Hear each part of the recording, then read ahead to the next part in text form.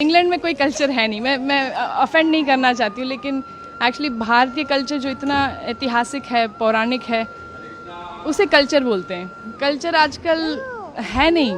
India में भी बहुत तेज़ रफ्तार से गुम हो रहा है कल्चर। हम अभी भी है ऑब्वियसली यहाँ पर, लेकिन एक्चुअली इंग्लैंड में देखा जाए तो अब आजकल बस आधुनिकता में सब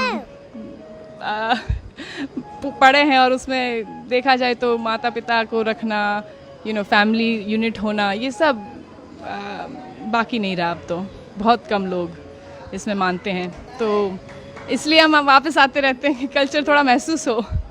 भारत में एक्चुअली आकर ऐसे लगता है कि एक्चुअली अभी भी है कल्चर। उसका कोई। आप इंग्लैंड में रहती हैं, ऐसा इस माटी में क्या है, ब्रज की माटी में, जो आपको बार बार खींच लाता है यहाँ पर? पता नहीं, आप बताइए क्या मैजिक है ठाकुर जी की, क्या मतलब अमेजिंग उनकी कृपा है, कुछ न कुछ तो है ही। लेकिन यहाँ पर जैसे हम अलाइव हैं, जान है। बाहर जाकर ये ब्रिज को छोड़कर ही तुरंत जो क्या कहते हैं, इतना हैवीनेस फील होता है। कलयुग का प्रभाव बोल सकते हैं, आधुनिकता का प्रभाव, जो नास्तिकता का प्रभाव है, वो इतना। लॉलीपॉप लेटर उसका प्रभाव बहुत हैवी है। तो इसलिए ब्रज की माटी में ये जो आस्तिकता है, जो हम तपस्या कह सकते, ये उसी के लिए आते हैं कि हमें ठाकुर जी के दर्शन हो और यही संस्कार और सनातन धर्म का महसूस हो, क्योंकि बाहर तो है नहीं। हम लेके जाते हैं जितना हो सके उतना, और ट्राई कर रहे हैं कि जारी रखें हमारे परिवार में और बांटें। वहाँ पर भी हम थोड़ा प्रचार करने में कोशिश करते हैं कि दूसरे को इंकरेज करें कि इसे ना ठुकराएं। हमारा जो एंशिएंट कल्चर है, ये वैदिक कल्चर, उसका देयर इज़ नो कंपैरिजन, उसके लिए कोई क्या कहते हैं सब्स्टिट्यूट नहीं है। हम ये वेस्टर्न कल्चर को अगर फॉलो करते रहेंगे तो बस खाली हो जाएंगे, अंदर से खाली रहेगा। इंग्लैंड में ड्रेस अलग पहनते होंगे, लेकिन यहाँ आप पूरी तरीके से साड़ी पहनकर, तो कैसा लग रहा है यहाँ पर? बहुत अच्छा लगता है साड़ी पहनकर। ऐसे लगता है कि मतलब अभी कुछ त्योहार है, नहीं तो फिर बस काला ग्रे पहनते हैं वहाँ पर, क्योंकि ठंडी इतनी रहती है तो कोट पहनते पूरा दिन लगभग, तो यहाँ पर मन लगता है। लेकिन वहाँ पर भी हम साड़ी पहनते हैं, और हमारा वैदिक कपड़े पहनते हैं, एक्चुअली साड़ी पहनते रहते हैं, और या स्कर्ट या ऐसे कुछ, जितना हो सके उतना। माथे पे आपने जो चंदन लगा रखा है, वहाँ भी लगाती हैं? ज़्यादातर लगाते रहते हैं, क्योंकि देखा जाए तो देखो, मुसलमान कभी ऐसे सोचता नहीं है कि मैं क्यों बुर्खा पहनूं, मैं क्यों ये टोपी पहनूं। सिर्फ हिंदू लोग मतलब डरते हैं, या मेरे को कई हिंदू खुद बोलते कि आप क्यों लगाती हो, बड़ा शो क्यों करती हो, क्या ज़रूरत है आपको शो करना, अपना आस्था को दिखाने की क्या ज़रूरत है। लेकिन मैं कहती हूँ कि एक्चुअली गर्व से हम दिखाते हैं।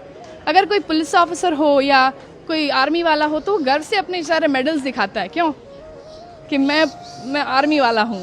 तो हम भगवान के हैं, ये उनका चिन्ह है, उनका मतलब हमने जो समर्पण किया है उनको, ये एक थोड़ा बस हम क्यों ना दिखाएं, गर्व से दिखाएंगे कि हम ठाकुर जी के हैं।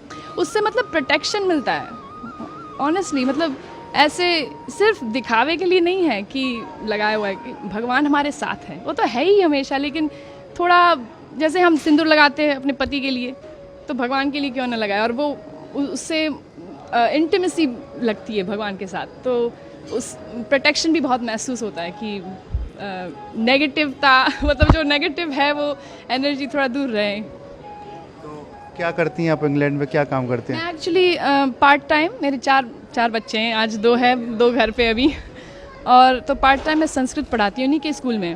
वहाँ पर एक कृष्णा अवंती करके लोकल स्कूल है इंग्लैंड में, और एक्चुअली सरकारी स्कूल है, सरकार पैसे देती है, लेकिन हिंदू फेथ स्कूल है, तो मोस्टली हिंदूज जाते हैं वहाँ पर। और संस्कृत, योगा, सब वेजिटेरियन खाना, 11 एकादशी का खाना होता है वहाँ पर, तो बच्चे लोग वहीं पढ़ते हैं, और मैं वहाँ पर संस्कृत पढ़ाती हूँ उनके प्राइमरी स्कूल में पार्ट टाइम। गीता भागवत भी आप पढ़ती होंगी? बिल्कुल, जितना हो सके उतना। गीता पढ़ते हैं, Bhagwat Gita, Bhagwat Gita, you go to Bhagwat Gita classes every day? वहाँ पर जो इन लोग का ग्रुप किया हुआ है बच्चों का, और वो रोज़ भगवत गीता क्लासेस में जाता है। थोड़ा हिंदी कम समझता है तो मना कर रहा है। तो कोई आपको भजन या कोई याद है कुछ गा सके? भजन भजन तो आई मीन आज रामनवमी है तो रघुपति राघव ए रेवू you want to sing with me Rohan? Ramnavami है, श्री राम जी को याद करें। सॉरी हाँ you want to sing with me? Raghupati Raghav Raja Ram Patit Pavan Sitaram. बोलो रघुपति राघव राजा राम पतित पावन सीताराम। जय हो। जय हो, हरे कृष्णा। देखिए बात करें इंग्लैंड की, वहाँ बड़ी बड़ी बिल्डिंग है, यहाँ पर सिर्फ धार्मिकता है, तो कुछ अलग लगता है। तो बड़ी बड़ी इमारतें हैं विदेश में, लेकिन उसका क्या फ़ायदा अगर दिल छोटा हो, मन में शांति ना हो, अंदर सुख ना हो, हृदय में मतलब प्रेम ना हो। तो ये एक्चुअली ये सारी जो चीज़ें हैं, प्रेम और निर्मलता, और ये एक्चुअली सिर्फ भगवान में वो जो हम तपस्या करते हैं, दया दान, ये सब क्वालिटीज़ कल्टिवेट करते हैं, वो इसी तरह आ सकता है। ये कल्चर से, वैदिक कल्चर से ही आ सकता है एक्चुअली। देखा जाए किसी की सेवा करें, थोड़ा ह्यूमिलिटी प्रैक्टिस करें, नहीं तो फिर ये बड़ी बड़ी इमारतें फिर उससे क्या कुछ काम के नहीं है। वन सेंस काम के है, लेकिन फिर उसका इस्तेमाल दुरुपयोग होगा।